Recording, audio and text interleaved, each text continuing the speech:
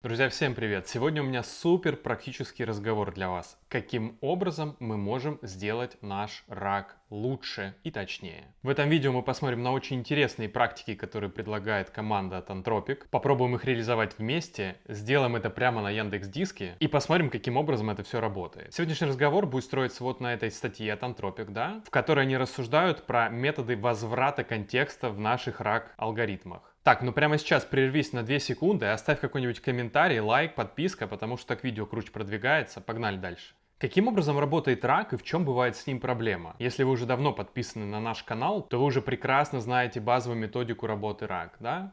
У нас есть какой-то текстовый документ, он разбивается на какое-то количество чанков. Эти чанки могут быть одного размера, там чаще всего это 400-600 символов. Либо они могут разделяться по каким-то сепараторам. И у этих чанков есть еще свои метаданные. И, соответственно, после этого они векторизуются. После того, как пользователь задает какой-то вопрос, формирует свой промпт, выбираются конкретные чанки, чаще всего 3-5 чанков, с помощью векторного поиска, Similarity Search, в которых как раз содержится вся релевантная информация, которая соответствует нашему запросу. И, соответственно, уже после этого какая-то LLM на основе этого контекста, чанков, которые мы получили, формирует ответ и отдает вам обратно как пользователю. В чем состоит самая частая проблема с таким подходом рак? Представьте, что у вас есть какое-то огромное количество информации. Например, это какая-то большая специфическая книга, да, или серия книг, где рассказано, я не знаю, про ваши автомобили.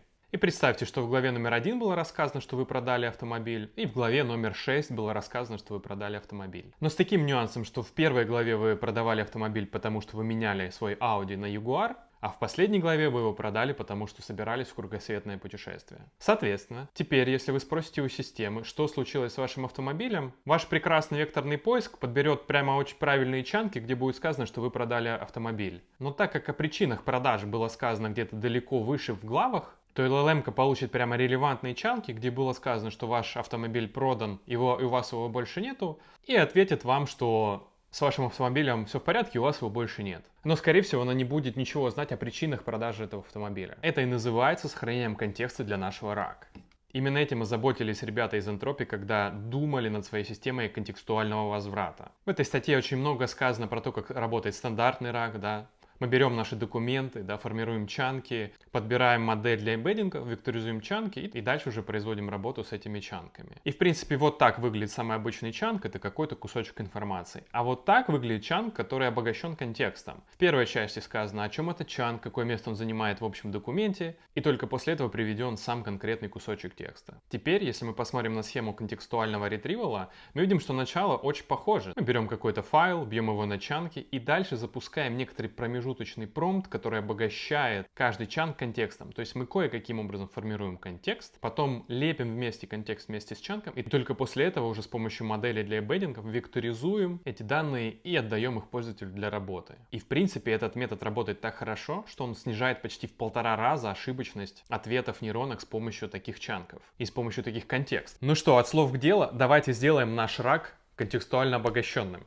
Я уже вам пообещал, что все это будет работать на Яндекс.Диске, поэтому открываем наш NVCMan и сразу же сходу добавляем ноду HTTP Request, с помощью которой мы будем обращаться к нашему Яндекс.Диску. Помните, мы с вами пару месяцев назад уже подключались к Яндекс.Диску. Откройте это видео и посмотрите все нюансы, потому что сегодня мы их будем пролетать мимо, но в общих чертах, конечно же, пройдемся. Мы гуглим Яндекс.Диск API, переходим по первой же ссылке, да, кликаем на REST API диска и видим, что здесь есть специальная кнопка Polygon, кликаем на нее и получаем специальный тестовый токен для того, чтобы разрабатывать приложение для тестовых целей. После этого возвращаемся в NVCMan, да, и в нашем HTTP реквесте прописываем метод get и прокидываем специальный URL, который позволяет нам обращаться к нашему Яндексу. Откуда я это все знаю? Я это знаю прямо со странички полигона, где приведены все эндпоинты, да, для API Яндекс.Диска. Соответственно, вы можете тут экспериментировать как вам угодно. Я уже это поделал, да, поигрался с этим API. Соответственно, мы прокидываем вот такой URL, и дальше можем добавить как аргумент, да, путь в папочке на Яндекс.Диске. Соответственно, я пошел к себе на Яндекс.Диск и прямо создал папку, которая называется YT-тест. И вот прямо сюда я ее и прописал. Дальше мы указываем несколько параметров, да, и обязательно указываем, прокидываем авторизацию, да, это будет OAuth токен. И, соответственно, вы прямо сюда, да, после OAuth пробел вставите ваш токен, который у вас есть на полигоне. Так, ну я только что вставил, давайте пробовать, нажимаем. О, отлично. У нас вернулось, смотрите, путь к нашей папочке, да, и вернулись все файлы, которые, я только что закинул туда какую-то PDF-ку, вернулись все файлы, которые есть у меня на Яндекс.Диске. Так, отлично. Дальше нам потребуется еще один HTTP request, да. И здесь обратите внимание, когда мы возвращаем все наши файлы из нашей папки, то нам также возвращается еще поле файл. Кстати, вот этот момент мне подсказали в комментариях на YouTube под прошлым видео про Яндекс.Диск, поэтому обязательно пишите комментарии. Я прям много из них узнаю, да, и периодически отвечаю, так что не стесняйтесь. Соответственно, мы знаем, что есть специальный метод get, да, который позволяет с помощью вот этого URL просто получить бинарник этого файла, то есть сам файл. Давайте нажмем execute. О, смотрите, мне вернулся наш файл. Я только что закинул PDF-ку, да, в Яндекс.Диск. И вот смотрите, вот оно так выглядит. Здесь вот какой-то там мега специфический текст, да, какой-то договор купли-продажи, явно что-то юридическое, да, но это как раз интересно проверить систему работы контекстуального RAG, да, на довольно сложных текстах. Соответственно, я получил PDF-ку, которая у меня лежит в моем Яндекс.Диске. Вот она, эта PDF-ка, прямо тут и лежит, да. Дальше мы хотим получить контент этой PDF-ки, да, есть специальная нода extract from PDF, да, и прямо мы присоединяем эту ноду к последнему запросу на скачивание, да, и она уже работает прямо из пакета, да. Вот смотрите, вот он, договор купли-продажи, то есть у нас прям вернулся текст, да, этой PDF-ки, что есть прекрасно. Так, мы почти до него добрались, да, что нам понадобится еще? Дальше мы добавляем ноду edit fields, да, это лично мой подход, я всегда в каких-то таких ключевых моментах workflow переименовываю инпуты, да, и вот сейчас перекладываю текст, который нам вернула предыдущая нода, да, в конкретное поле текст, да, и вот я буду всегда его там иметь, да, и буду точно знать, что он у меня всегда лежит в ноде raw текст. Соответственно, добавили такую ноду. И дальше возникает момент, когда нам нужно вернуться в описание метода от Anthropic и посмотреть на вот ключевой промпт, который они рекомендуют использовать. Обратите внимание на этот промпт. Он заключен в том, что мы сначала даем весь документ, да-да, не пугайтесь, весь документ, мы еще про это поговорим. Потом, после всего документа мы говорим, а вот еще и чанк из этого документа, да, потом отдаем сам чанк, и дальше даем инструкцию LLM-ки. А теперь дай мне короткий контекст и определи значение чанка в рамках всего документа. То есть мы как раз пытаемся создать контекст для каждого чанка, для конкретного чанка из этого документа. Это мега важная штука. Но теперь вопрос, каким образом мы получим эти чанки, да? То есть, когда мы векторизуем, там, мы можем отдать в специальную ноду на NVCMN там, весь текст, да, или весь файл, и там специальный парсер сам разобьет на нужные кусочки текста, а нам нужно разбить текст на чанки еще до того, как мы начнем это векторизовать. Поэтому мы вставляем специальную ноду код, да, вот ее нажимаем, и пишем такой код. Мы с предыдущей ноды получаем весь текст, да, то есть, соответственно, весь текст PDF-ки, да, определяем chunk size 400, и дальше пишем очень простенький скрипт, который берет этот текст и разбивает его на кусочки размера 400, потому что это самый часто используемый размер чанка, да, и, соответственно, заботимся о том, что если там в конце останется хвостик, да, мы его тоже заберем и образуем из него чанк. Кстати, не пугайтесь, я понимаю, что код сложно писать, да, поэтому в конце этого видео, да, я прямо сохраню, скачаю этот файл, да, он будет в формате JSON, положу его в бесплатную Telegram-группу, ссылка на нее будет в описании, и вы прямо зайдете, скачаете этот JSON, да, нажмете здесь Import from File, и у вас прямо вот этот же самый workflow окажется у вас в NVCMN, так что не надо сейчас пытаться заскриншотить ваш экран, да, и потом распознать текст, да, все это будет доступно для вас совершенно бесплатно. Соответственно, давайте прямо обе ноды выполним подряд. Так, вот мы получили весь текст из PDF-ки, да, а дальше выполняем этот код. Прекрасно, смотрите, у нас образовался массив из 18 элементов, и мы уже внутри разбили весь наш текст на чанки по 400 символов. Круто! Дальше, каким образом мы один массив из 18 элементов, да, просто превращаем в 18 элементов. В NVCMN есть специальная нода, которая называется split out, да, добавляем ее. И прописываем, что по какому полю, да, мы сплитуем. По чанкам, да, и выходное поле тоже чанк. Давайте мы прямо попробуем ее выполнить.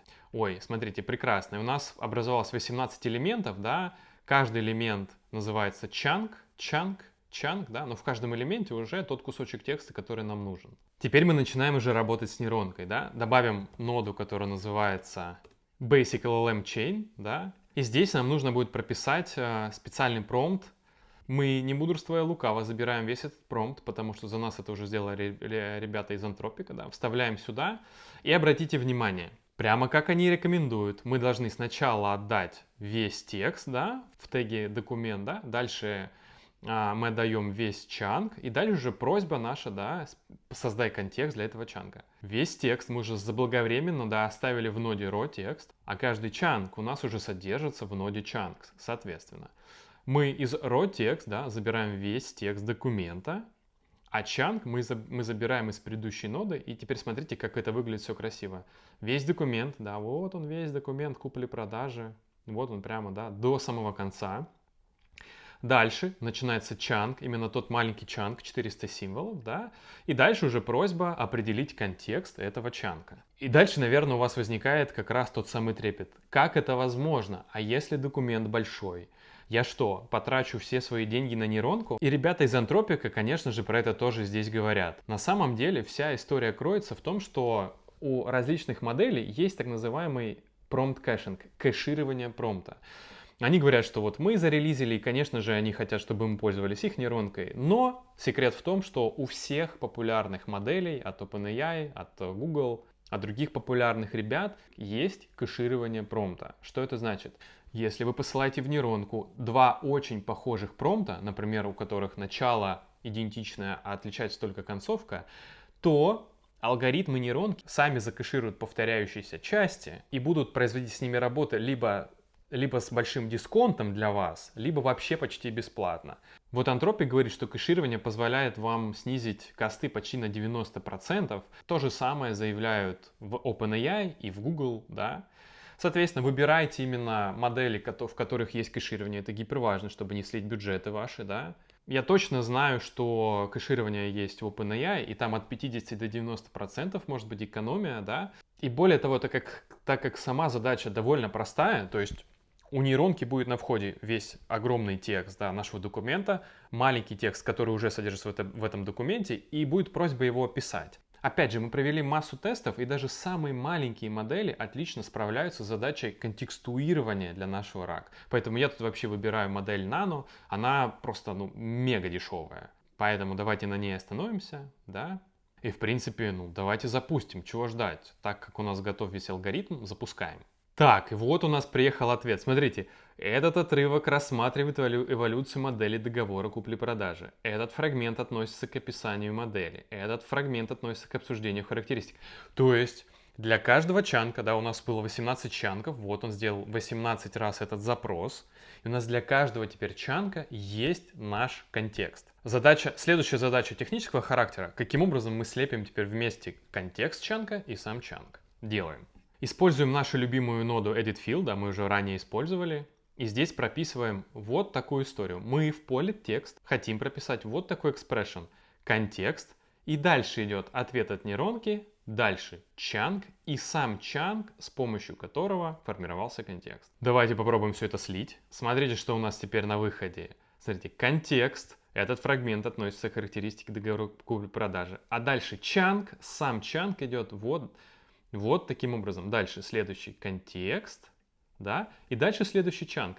И мы получили 18 кусков информации, то есть чанк вместе с его контекстом. И дальше векторизуем. Добавляем ноду, да, так как мы используем Supabase, да, добавить документы, векторное хранилище. Так, вот мы добавили. Друзья, мы уже 1000 раз обсудили с вами, каким образом коннектиться с Supabase, да, и тем не менее, почти под каждым видео в YouTube я получаю комментарии, что вот ты не объяснил. Если каждый раз объяснять одно и то же, да, то видео получается очень большими, поэтому вот сходите на соседнее буквально видео, там прямо добавлялась нода Supabase, генерировались креды к этой ноде, да, добавлялось туда векторное расширение, там все это будет, поэтому не поленитесь, сходите посмотрите. А потом вам просто станет все понятней. Соответственно, мы добавили ноду Supabase, да, добавили аккаунт, креды к этой Supabase. Если мы все сделали правильно, у нас уже подтянутся все наши таблицы, которые есть в Supabase. Опять же, векторные таблицы добавляются чуть-чуть иначе, да, с помощью SQL запроса. Я вот только что его создал и, соответственно, добавлю его прямо сюда. Так, что нам нужно? Эмбеддинги, да? Тут мы не будем, опять же, ничего выдумывать, просто добавим ноду от OpenAI, да, text embedding 3small. Дальше нажимаем сюда, да, и добавляем default data loader. Вот я его добавил.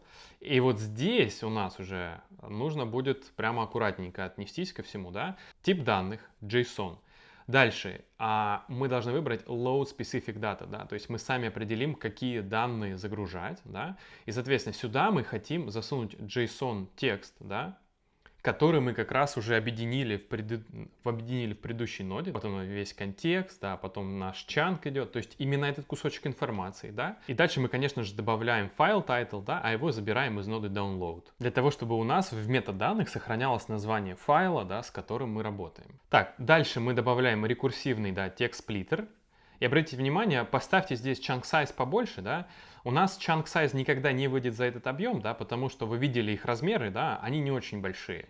Но мы просто хотим убедиться, что весь чанк, который мы сейчас подаем на вход, да, попадет как одна запись, как единая запись, поэтому прямо поставим chunk size побольше. Соответственно, на этом мы можем посмотреть, что у нас там пустая наша таблица, да, documents YT. После этого в Яндекс.Диске, да, посмотреть, как выглядит наш файл. И по идее теперь при финальном прогоне весь этот файл, да, должен сначала получить разбивку по чанкам, потом каждый чанк должен получить свой контекст, и потом все это вместе, вот эти все конструкции должны отдельно завекторизоваться и попасть в нашу векторную базу данных. Ну что, тестовый прогон, погнали. Так, видим, как работает, погнали. Так, опачки. Значит, смотрите, начал векторизовывать, мы видим количество раз, да, которое прогоняет эта модель. Так, он завершает 18 раз, да, и пошли векторизовать.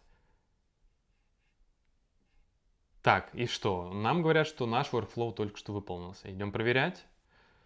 Смотрите, у нас 18 записей появилось. И давайте обратим внимание, как выглядят эти записи, да? Смотрите, как выглядит наш чанк, да, сначала идет контекст, этот фрагмент относится к разделу, да, то есть полный контекст, место этого чанка, значение этого чанка внутри документа, потом весь чанк. И то же самое для каждого чанка, да, контекст, потом весь чанк, да.